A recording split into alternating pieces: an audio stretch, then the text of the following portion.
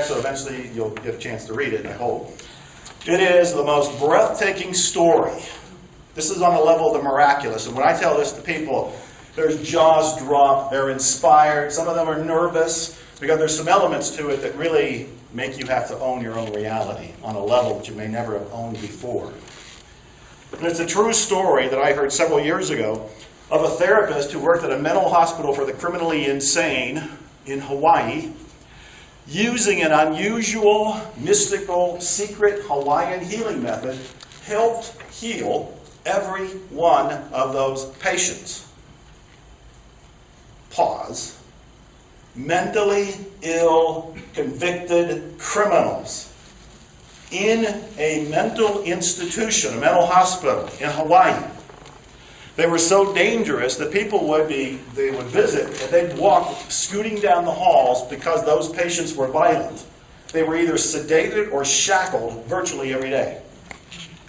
The turnover, the nurses would quit on a regular basis. They couldn't keep doctors, they couldn't keep therapists. Until one day, this therapist got the job opportunity, and he said, I'll go there, I'll work there, but I have to do my own method. I'm not actually going to do therapy with the patients. Let me see their files, I'll see them over lunch, but I'm not going to see them one-on-one. I'm not going to do traditional therapy with them. They agreed because they were desperate. They were absolutely desperate. So he goes there. He starts doing his little stuff. They think he's a strange bunny, but they let him go about his way. Within a few months, those patients that were shackled and sedated were being unshackled and not needing sedation. A few months after that, they started to be released. They were pronounced as healed. They were freed. Within a year or two, most of the ward was released. Within 4 years, they were all released and the ward was closed. Now, when I first heard that story, and I get chills right now every time I talk about this, it's like, how is this possible? I know about health and healing. I know about miracles. I've done all kind of work. I've done remote healing. I've been with shamans. I've done all kind of stuff. But to heal mentally ill criminals in a mental institution in a hospital in Hawaii and you not talk to them, you don't even see them physically, you don't do therapy with them one-on-one, how does that happen? I went looking for that therapist because at that point he was unknown, the therapy was unknown, and the story was more like an urban legend, which I thought it was. I found him, got him on the phone. He didn't know me, didn't know my work, but he was very generous. He answered all my questions. He said that whole story was true. I said, well, how did you do it? What were you doing? He said, my only purpose on earth is to clean. All I did was clean. What does that mean? Did you get the Windex out? Were you just cleaning their rooms? What were you doing? And he says, everything that comes up in your life is a program. And what I do is erase the program. Whenever a program showed up in his life, he would erase it. What does that mean? He went on to explain that he wouldn't see those patients. He'd look at their files. As he's looking at their files, he's looking at their paperwork, he'd feel things. Repulsed, angry, scared, frustrated. He knew that traditional therapy was not working because it had already been tried on these people. He had been brought up in a mystical tradition and learned it from a huna and was using this to get different results. So whenever he looked at a person's chart, he noted what he felt. As he cleaned what he felt, the other person got better. This is so freaking relevant to everything all of us do. All of us do. So I went on and had my first seminar with him where I went and met him. Very grandfatherly-like fellow now. He's almost 70.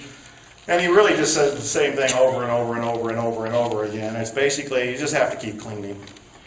Now, his cleaning method, which would end up being written on this board too, in fact it was, Ho'oponopono, right up there. So we'll take that off as I explain what it is. So Ho'oponopono is a way to take 100% responsibility for your life. What do we mean by that? 100% responsibility means if anything, anybody, shows up in your experience, you are responsible for it. No exceptions, no loopholes, no get out of jail card. And the way this was first explained to me is that Dr. Hulen said, haven't you ever heard the phrase, you create your own reality? Well, hell yes, I've heard it. I'm one of the people who write about it. and teach it. Well, if you create your own reality and a mentally ill criminal shows up in your reality, didn't you help create that reality, that person, that experience? Whoa. That's taking this to a quantum leap level of responsibility I didn't want to go to. And as I've learned, because I've now been promoting the book, and he and I have done several seminars together, most people don't want to go to. But he said it's all about taking 100% responsibility, whatever shows up in his life. He says that some program in him helped pull it into his reality. Now, what do we mean by some program? Those are the thoughts, those are the beliefs. That's that unconscious programming, but it goes deeper and further than what you might have ever thought before. Because Dr. Hulen is talking about you've inherited the programming from your ancestors. He says it goes all the way back to amoeba, that all of those generations and centuries of beliefs, of crimes, of unforgiveness, everything is there. It's in your unconscious. You have it. You have it. There's a famous bodybuilder, Dave Draper, who was the blonde bomber in the 50s movies. He's still around, still in shape, doing great, but he had a heart attack. When he had a heart attack, he told his doctors, how can I have a heart attack? I've been fit my entire life. I am fit now. How can I have a heart attack? Why will I need surgery? Why have I had this happen to me? What did I do wrong? And the doctor said, you didn't do a thing. Your grandparents did. And through the new study of epigenetics, they know that that was inherited into his system. He experienced the programming from them. So this programming is far deeper and more expansive and more powerful than what you think just came in with you when you were born. It isn't from just the birth on when they say those are your formative years. They're definitely your formative years. But you were formed before that. And we have to keep cleaning.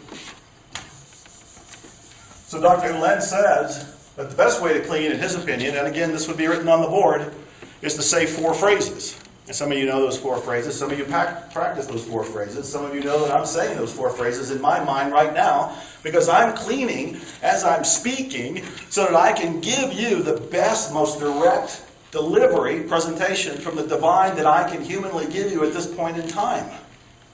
I am cleaning now. On you, for you, through me. And I'm saying, you're welcome. And I'm saying, I love you, I'm sorry, please forgive me, and thank you. Which is the essence of Zero Limits. You don't even have to read the book now. I'm telling you the story, I'm telling you the secret method. I love you, I'm sorry, please forgive me, thank you. I love you, I'm sorry, please forgive me, thank you. I love you, I'm sorry, please forgive me, thank you. You can say it in any order that you like. Why would you say this? Because some people resist it. They don't want to say, I'm sorry. They want to say, what did I do? I don't want to say, please forgive me. I don't have to ask for forgiveness for anything. So I love you, I'm sorry, please forgive me, thank you. I love you, I'm sorry, please forgive me, thank you. The way it's been explained to me and the way that I explain it is, you're saying, please forgive me for being so unconscious.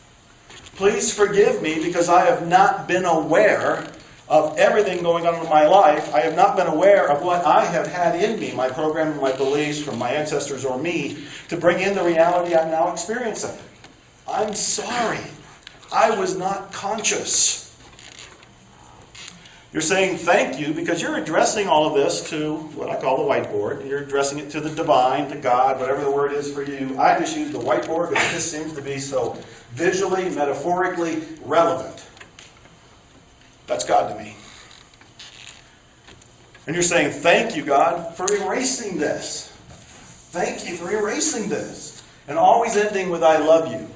And if you want a short form, which I would be willing to give everybody here, all you really have to say is, I love you.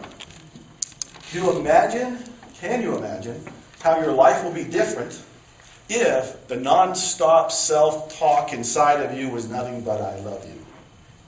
You're not saying it to the other person, but you're saying it to yourself.